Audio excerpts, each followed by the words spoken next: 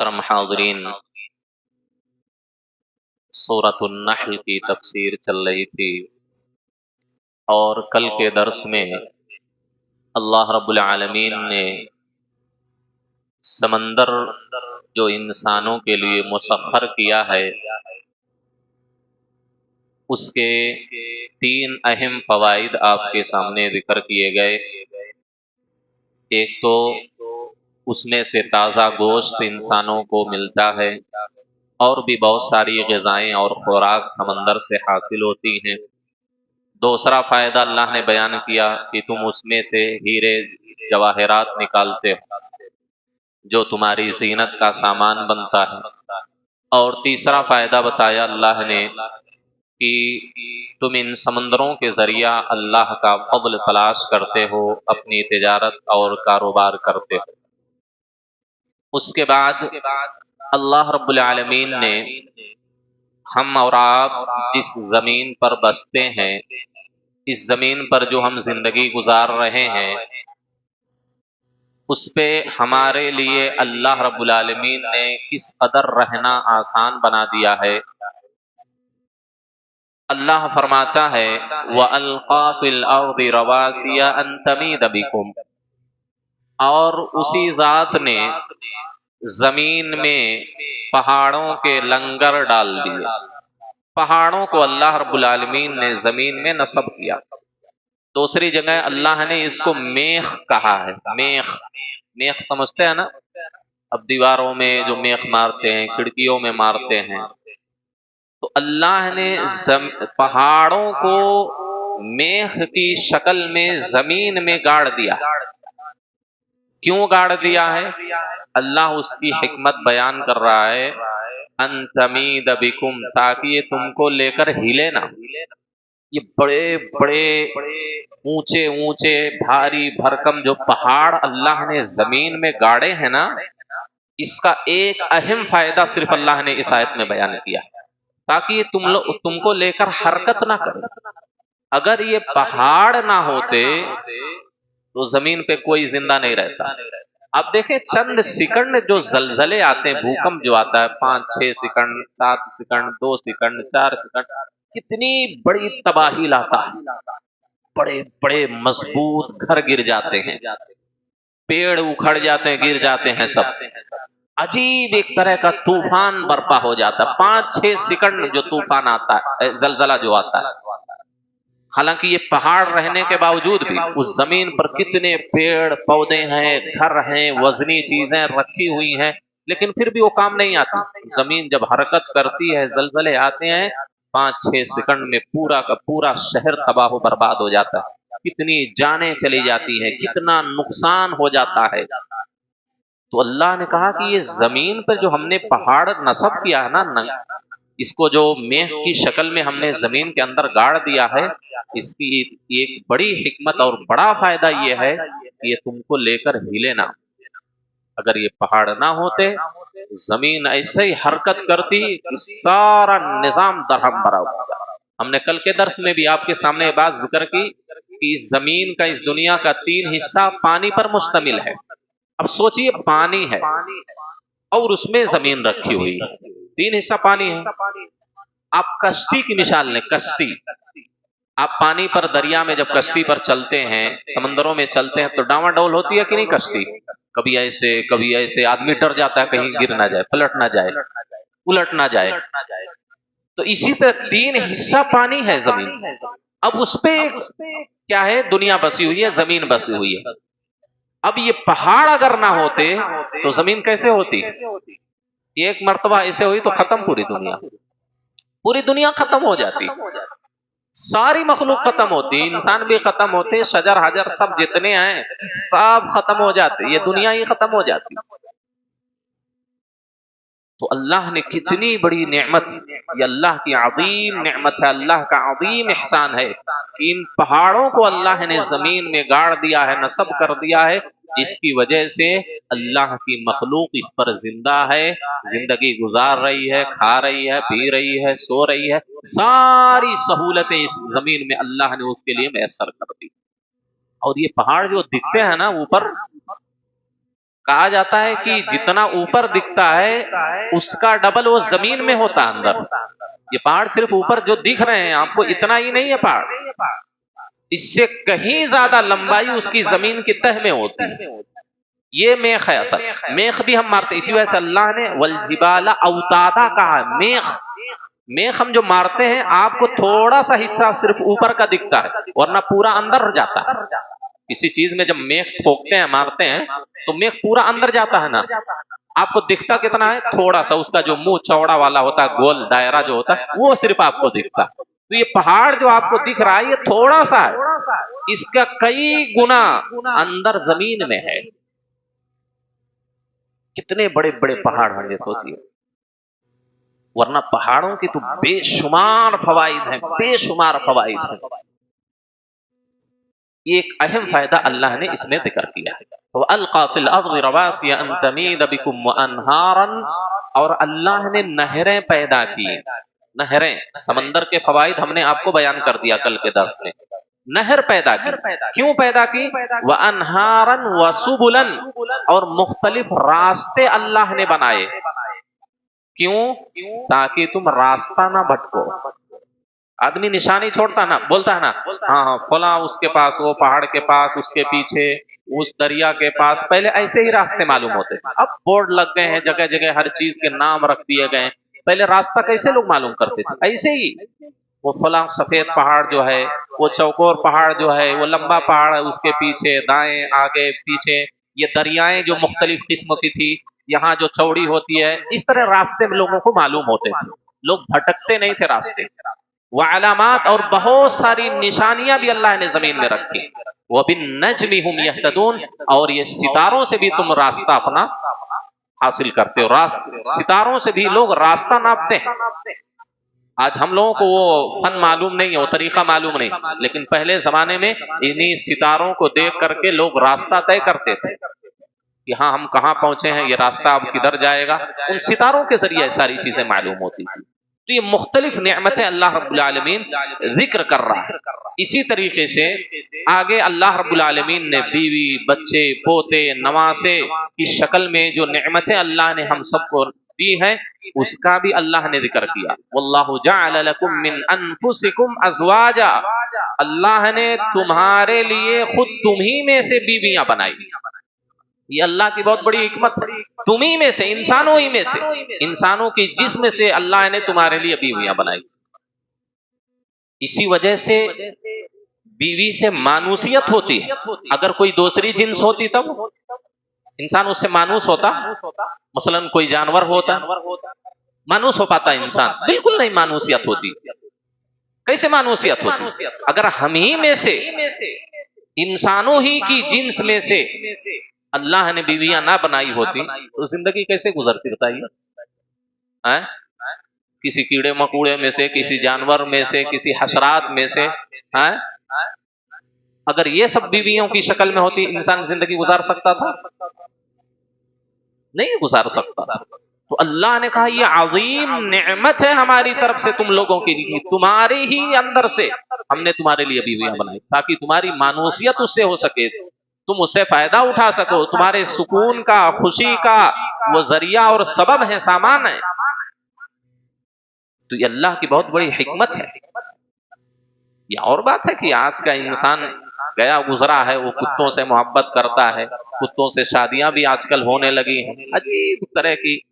جب آپ انسان فطرت جب بدل لے گا، یہ فطرت کو بدلنا ہے، فطرت کو چینج کرنا ہے، فطرت کو تبدیل کرنا ہے. ہلاکت اس کے مقدر میں. بڑی بڑی نئی نئی بیماریاں پیدا ہو رہی ہیں کہ نہیں ہو رہی؟ بڑی بڑی نئی نئی بیماریاں، خطرناک سنگین بیماریاں پیدا ہو رہی ہیں. کیوں؟ کیونکہ ہم نے فطرت کو بدلنے کی کوشش کی. اللہ نے ہمارے لیے سکون کا ذریعہ جو بنایا ہے وہ ہماری ہی جنس سے عورت کو بنایا، لیکن انسان اس کے علاوہ کہیں اور سکون ڈھونڈے گا، فطرت بدل لے گا تو پھر ہلاکت، بربادی، عذاب، مختلف طرح کی بیماریاں، مختلف طرح کی پریشانیوں سے انسان گھر جائے گا. اب دیکھیں جن سے بھی، جن لوگوں کا بھی ان جانوروں سے تعلق ہے کسی بھی ناحیے سے، مختلف بڑی بڑی بیماریوں، کینسر میں فلاں فلاں بیماری کے شکار ہوتے ہوں گے بھی۔ سائنس بھی اس بات کو مانتی ہے کہ کتے کے منہ کے جو جراثیم ہوتے ہیں بہت جان لیوا ہوتے ہیں، بہت زہر سے بھی خطرناک ہوتے ہیں وہ۔ یہ سلو پوائزن ہے، دھیرے دھیرے انسان کے جسم کو کھوکھلا کر دیتا ہے۔ لوگ شوق سے پالتے ہیں، برتنوں میں کھانا کھلاتے ہیں، بوسا دیتے ہیں، بستر پر لے کے لیٹتے ہیں، ساتھ میں لے کے چلتے ہیں، گود میں اٹھاتے ہیں۔ عجیب۔ اسی وجہ سے شریعت نے کیا کہا، کتا اگر برتن میں منہ ڈال دینا تو 7 مرتبہ دھلنا ضروری ہے۔ 7 مرتبے سے کم اگر کسی نے دھلا تو برتن پاک ہی نہیں ہوتا، پاک ہی نہیں ہوتا۔ آپ دنیا کا سب سے خطرناک کیمیکل استعمال کر لیں، پھر بھی 7 مرتبہ دھلنا ضروری ہے۔ کسی بھی شے کو شریعت نے 7 مرتبہ دھلنے کے لیے نہیں کہا۔ کسی برتن میں کپڑے میں پیشاب پیخانہ لگ جائے، 1 مرتبہ اگر آپ نے دھل دیا اس کا اثر زائل ہو گیا، خلاص پاک ہو گیا۔ 1 مرتبے سے اگر اس کا اثر اور نشان ختم ہو گیا، پاک ہو گئی وہ چیز۔ لیکن کتا اگر منہ ڈال دیا تو 7 مرتبہ دھلنا ضروری ہے۔ لوگ فطرت بدل لیے ہیں۔ تو اللہ جعل لکم من انفسکم ازواجا، اللہ نے تمہارے لیے خود تمہیں میں سے بیویاں بنائیں، اور وجعل لکم من ازواجکم بنین وحفدتا، اور تمہارے لیے تمہاری بیویوں سے بیٹے پوتے بنائے۔ آدمی جب بڑھاپے میں آ جاتا ہے، اللہ نے دیکھیے یہاں پر بیٹے اور پوتوں کا ذکر کیا، نواسوں کا ذکر کیا، کیونکہ جب انسان اپنے آخری پڑاؤ میں ہوتا ہے، آخری عمر میں ہوتا ہے، تو ان کو بچوں سے بڑا لگاؤ ہوتا ہے، گہرا تعلق ہوتا ہے پوتوں سے یا نواسوں سے۔ بلکہ جو دنیا کی ماحول میں ایک زبان بولتے ہیں کہ پوتا باپ کا دوسرا روپ ہوتا، بولتے ہیں اس طرح سے۔ باپ پوتے سے بڑی محبت ہوتی ہے، دادا سے بڑی محبت ہوتی ہے۔ اسی وجہ سے اللہ نے اسی نعمت کا ذکر کیا کہ پوتے اور نواسے بنائے اسی بیویوں سے۔ تو اللہ کی عظیم نعمت ہے، اس کو دیکھ کر بڑھاپے میں آدمی سکون حاصل ہوتا ہے، اس کو خوشی محسوس ہوتی ہے، اس کی ادائیں دیکھ کر کے مچل جاتا ہے۔ وہ بوڑھا دادا باپ جو ہوتا ہے، نانا جو ہوتی ہیں، نانیاں جو ہوتی ہیں، دادیاں جو ہوتی ہیں، ان کی حرکتوں کو دیکھ کر ان کا دل مچل جاتا ہے، خوش ہو جاتے ہیں، بہت بڑی نعمت وہ سمجھتے ہیں، کیونکہ وہ خود بیچارے بوڑھے ہیں، وہ خود گویا کہ بچپن کی حالت ان کی لوٹ آ رہی۔ اسی وجہ سے دیکھیے اللہ نے بھی قرآن میں اس کو ذکر کیا۔ اللہ پہلے پیدا جب کرتا ہے تو کمزور ہوتا ہے آدمی، بچے کی شکل میں ہوتا ہے، نہ کچھ جانتا ہے، نہ سمجھتا ہے اچھا برا کیا ہے، کچھ نہیں جانتا، کمزور ہوتا ہے، وہ خود سے کھا بھی نہیں سکتا، اپنی ضرورت بھی نہیں پوری کر سکتا، کپڑا نہیں پہن سکتا، اتار نہیں سکتا، کمزور ہوتا ہے۔ پھر اللہ اس کو قوت دیتا ہے، طاقتور بناتا ہے، جوان بنا دیتا ہے، پھر جوانی سے پھر بڑھاپا آتا ہے، بڑھاپے میں پھر کمزوری آ جاتی ہے۔ جو حالت انسان کی بچپن میں ہوتی ہے وہی حالت آخری عمر میں لوٹ آتی ہے۔ جب انسان انتہائی بڈھا ہو جاتا ہے، تراز عمر ہو جاتی ہے اس کی، تو انسان کی عقل اتنا کام نہیں کرتی، بینائی چلی جاتی ہے، اچھی بری کی تمیز دھیرے دھیرے ختم ہونے لگتی، کمزور ہو جاتا، خود سے پانی نہیں پی سکتا، اٹھ نہیں سکتا، اپنی ضرورت نہیں پوری کر سکتا۔ جب انتہائی بوڑھا، جس کو کھوسٹ بوڑھا کہا جاتا ہے، حدیث میں جس کو ارذل عمر کہا گیا، ارذل عمر، اللہ کے نبی اس وجہ سے پناہ مانگا کرتے تھے، اللہ ارذل عمر سے میں پناہ مانگتا ہوں، کھوسٹ بوڑھا جو دوسروں کا سہارا بن جائے، اٹھانا بٹھانا پہنانا کھلانا نہلانا دلانا، جس طرح سیم بچہ تھا اس طرح بوڑھا بھی ہو جائے۔ اسی وجہ سے اس بوڑھے دادا دادی نانا اور نانی کو پوتے اور نواسیوں سے اتنی ہی زیادہ انسیت ہوتی ہے، کیونکہ دونوں کی حالت، دونوں کی طبیعت، دونوں کی فطرت میچ ہوتی ہے۔ اب بیٹے سے اتنا لگاؤ نہیں ہوتا جتنا پوتے یا نواسے سے ہوتا ہے۔ آپ خود جانتے ہیں، تجربہ کر لیں، دیکھ لیں آپ۔ تو اللہ نے بطور احسان اس نعمت کا ذکر کیا میرے بھائی۔ یہ ساری نعمتیں کون دے رہا ہے؟ اللہ دے رہا ہے۔ وَرَزَقَكُم مِّنَ الطَّيِّبَاتِ، اور پاکیزہ رزق تم کو اللہ نے دیا۔ اب یہاں سے اللہ کیا کہہ رہا ہے؟ افبالباطل یؤمنون وبنعمت اللہ ہم یکفرون. اللہ کیا کہہ رہا ہے؟ تو کیا وہ باطل کو مانتے ہیں اور اللہ کی نعمت کا وہ انکار کرتے ہیں؟ یعنی دینے والا کون ہے؟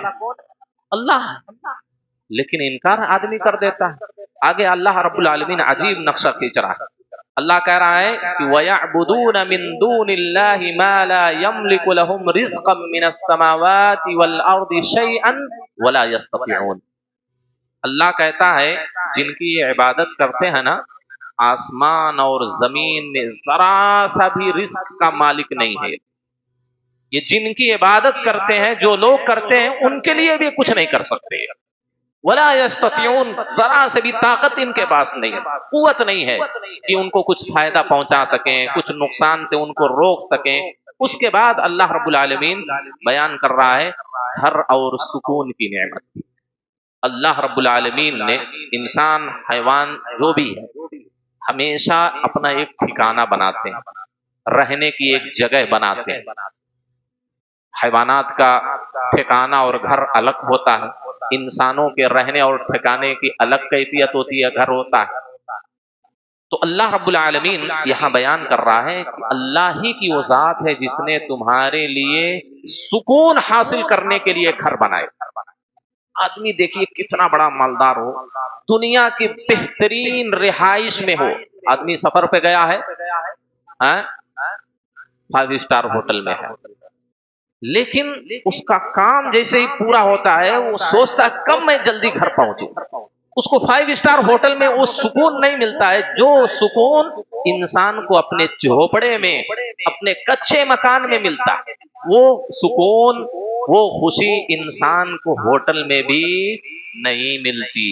انسان جیسے ہی کام پورا ہونے کو ہوتا ہے سوچتا ہے کب بھاگوں یہاں سے گھر پہنچوں. ہے کہ نہیں؟ سب کی یہ کیفیت ہوتی ہے. کہیں بھی چلا جائے، اچھی سے اچھی، خوبصورت سے خوبصورت جگہ چلا جائے، لیکن انسان کا دل ہمیشہ لگا رہتا ہے کب گھر پہنچوں گا. یہی ہم ابھی تھوڑی دور بلاری چلے جائیں، اننت پور چلے جائیں، آدمی کیسا پریشان رہتا ہے کیسے گھر پہنچے جلدی سے. تو سکون جو گھر میں ملتا ہے وہ دوسری جگہوں میں آپ کو نہیں مل سکتا. ہاں، وقتی طور پر کچھ وقت کے لیے آپ کو خوشی مل سکتی ہے ہوٹل میں، فلاں پارک میں، فلاں جگہ میں، لیکن پھر انسان کہاں بھاگتا ہے؟ وہاں رہ نہیں سکتا. ہوٹل میں 1 ہفتہ بھی رہنا ہو تو بہت پریشانی ہوتی اس کو. اچھے سے اچھے ہوٹل میں کسی مہمان کو آپ پھیرا دیں، وہ کتنے دن خوشی سے رہے گا؟ 1 دن، 2 دن، 3 دن، بس عاجز آ جائے گا وہ. نہیں، گھر جانا، گھر جانا. اس کو دیکھیں کتنی نعمتیں ہیں، خوبصورت ہے، خوبصورت روم ہے، اے سی ہے، فلاں ہے، اچھے بستر لگے ہوئے ہیں، سب کچھ ہے، لیکن 2-3 دن سے زیادہ وہ رہ نہیں سکتا، عاجز آ جاتا. نہیں، گھر جانا. گھر میں جیسے ہی قدم رکھتا اس کو سکون مل جاتا ہے، پہنچ گئے، جنت میں پہنچ گئے. یہ دنیاوی جنت ہے میرے بھائی، گھر. تو اللہ نے کہا واللہ جعل لکم من بیوتکم سکنا، اللہ نے تمہارے گھروں سے رہنے کی جگہ بنائی اور وہ سکون اس میں حاصل ہوتا ہے میرے گھر. یہ سکون کی جگہ ہے. اس کے بعد بھی اللہ رب العالمین نے بہت ساری چیزیں بیان کی جس کا ذکر اس سے پہلے ہو چکا ہے. لباس کے تعلق سے چمڑے کا ذکر اللہ نے کیا، تو ہم نے اس سے پہلے وہ ساری نعمتیں بیان کر دی ہیں. اس کے بعد اتنی ساری نعمتیں، دیکھیے 4-5 دن سے یہ چل رہا ہے، 4-5 دن سے نعمتیں اللہ اپنی، میں بیان کر رہا ہوں کہ اللہ نے کن کن نعمتوں کا ذکر کیا ہے سورۃ النحل کے اندر. اس کے بعد اللہ کہتا کتنا گنائے اب، وَإِن تَعُدُّوا نِعْمَةَ اللَّهِ لَا تُحْصُوهَا. اللہ رب العالمین کے بیان کرنے کا انداز دیکھیے، ذہن میں کیسے انسان کے بیٹھ جائے بات. اللہ اتنی ساری نعمتیں گنا گنا گنا گنا کر کے کہہ رہا وَإِن تَعُدُّوا نِعْمَةَ اللَّهِ لَا تُحْصُوهَا. اگر تم اللہ کی نعمتوں کو شمار کرنا چاہو تو نہیں کر سکتے، گنے ہی نہیں سکتے تم. اللہ کی اتنی ساری نعمتیں، اتنی ساری اللہ کی نعمتیں ہیں، اگر تم شمار کرنا چاہو تو نہیں کر سکتے میرے. انسان کے اپنے جسم کے اندر کتنی نعمتیں ہیں اللہ کی، کوئی شمار کر سکتا ہے؟ یہ سانس 24 گھنٹے میں کتنی مرتبہ سانس اندر لیتا باہر چھوڑتا بتائیے. یہی سانس جو اندر جاتی ہے باہر لانے کی طاقت نہیں. کتنی بڑی نعمت ہے. اگر وہی سانس اندر نہ آئے آدمی ختم. اندر جو سانس لیا ہے باہر نہ چھوڑ پائے ختم. دل یہ جو دھڑک رہا ہے گھنٹے میں منٹوں میں پتہ نہیں کتنی مرتبہ دھڑکتا ہے, وہی دھڑکن ابھی بند ہو جائے انسان ختم.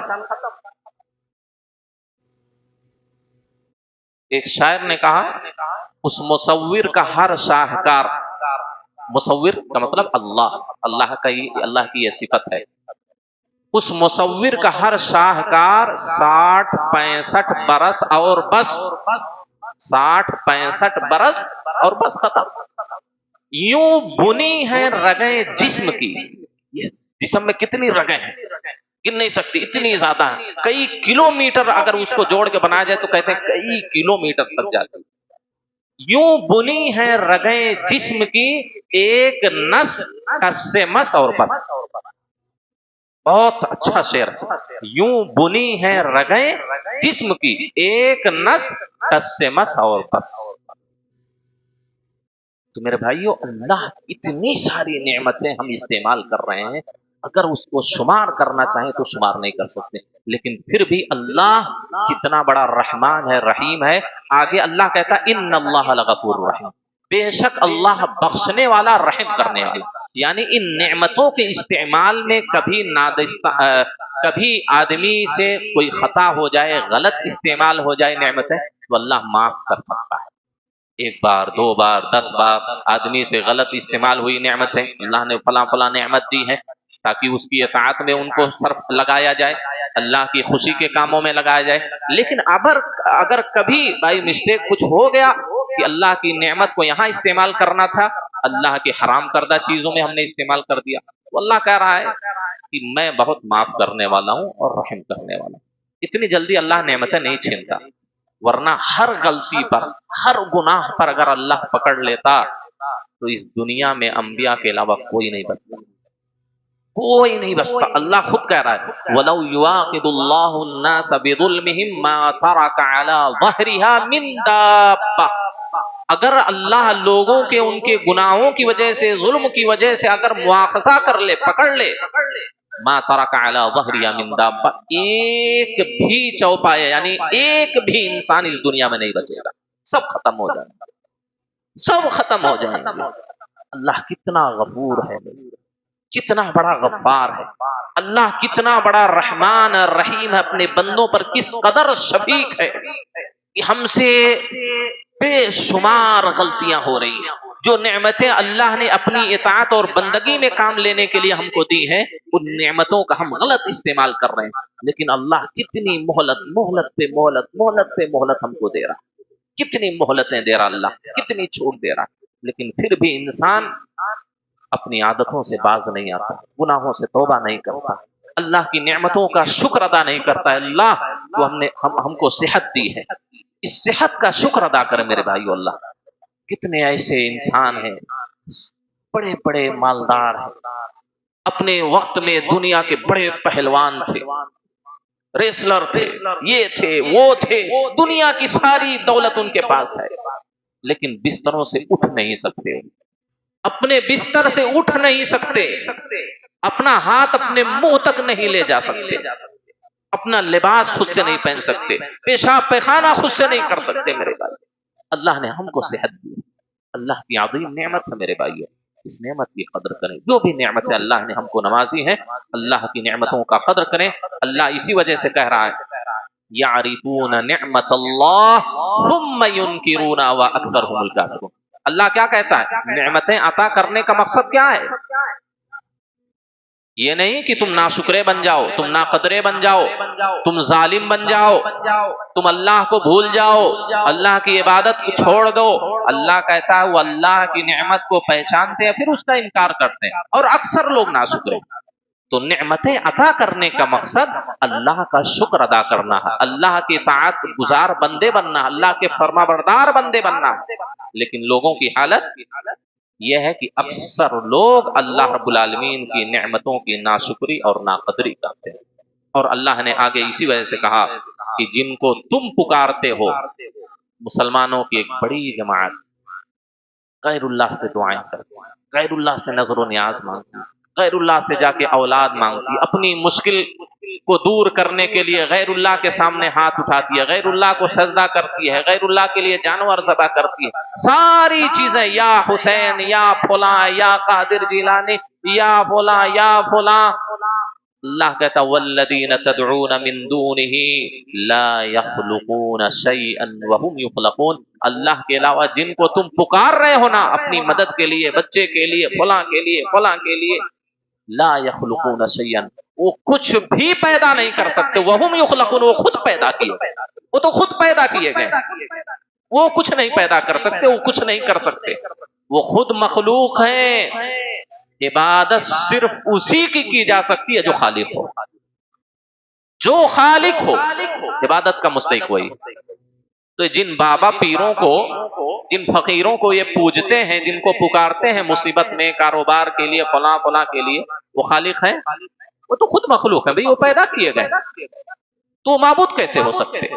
معبود وہی ہو سکتا ہے جو خالق ہو، جو خالق نہیں وہ معبود نہیں. یہ سمپل اللہ نے بیان کر دیا فارمولا. جو خالق ہے وہی معبود، جو مخلوق وہ عابد. جو خالق ہے وہ معبود ہوگا اور جو مخلوق ہے وہ عابد ہوگا. اللہ نے اسی وجہ سے قرآن کا سب سے پہلا حکم، سب سے پہلا حکم ترتیب کے اعتبار سے، مصحف جو ہمارے پاس ہے، اللہ نے سب سے پہلا حکم یہی دیا، یا ایھا الناس اتقوا ربکم، یا ایھا الناس اتقوا ربکم الذی خلقکم، یا ایھا الناس اتقوا، یا ایھا الناس اعبدوا ربکم الذی خلقکم. سب سے پہلا حکم قرآن کا یہی، یا ایھا الناس اعبدوا ربکم الذی خلقکم، اے لوگو تم اپنے اس رب کی عبادت کرو جس نے تم کو پیدا کیا، والذین من قبلکم، اور تم سے پہلے تمہارے باپ دادا فلاں تک چلے جاؤ، آدم تک، سب کو اس نے پیدا کیا. تو وہ خالق ہے، اس وجہ سے وہ معبود ہے، اسی کی عبادت کی جائے گی. الہکم الہ واحد. اللہ نے آگے کہا اموات غیر احیاء، یہ تو مردے ہیں، زندے ہیں ہی نہیں. دوسری چیز، معبود کون ہو سکتا ہے؟ جو زندہ ہو. وہ تو مٹی کے نیچے دفن ہے، اس کو، اس کے ساتھ کیا ہو رہا قبر کے اندر تمہیں بھی نہیں معلوم، اس کو تو معلوم ہوگا کیا ہو رہا اس کے ساتھ. جن کو تم کیا ہے، جن کو تم پکار رہے ہو، جن کو تم سجدہ کر رہے ہو، جن سے تم دعائیں کر رہے ہو، اس کو معلوم ہے اس کی حالت کیا ہے، کیا اس کے ساتھ ہو رہا ہے. اللہ کہہ رہا اموات غیر احیاء، وہ خود مردے ہیں، زندہ ہی نہیں. معبود وہی ہو سکتا ہے جو زندہ ہو اور وہ ہمیشہ زندہ رہے. اور دوسری بات، غیر احیاء، وہ زندہ ہی نہیں تھے.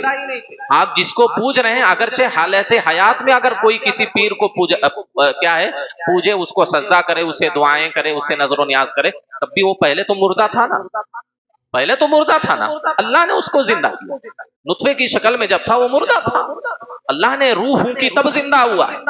تو ہمیشہ سے جو زندہ تھا اور ہے اور جو رہے گا وہی معبود بن سکتا ہے، وہی معبود. یہ دو چیزیں، جو خالق ہوگا وہ معبود بنے گا، اور جو ہمیشہ سے زندہ تھا، ہے اور رہے گا وہی معبود بنے گا. اب یہ دو صفت اللہ نے جو بیان کر دی ہے، اس میں دنیا کا کوئی نبی آ سکتا ہے؟ نہیں آ سکتا.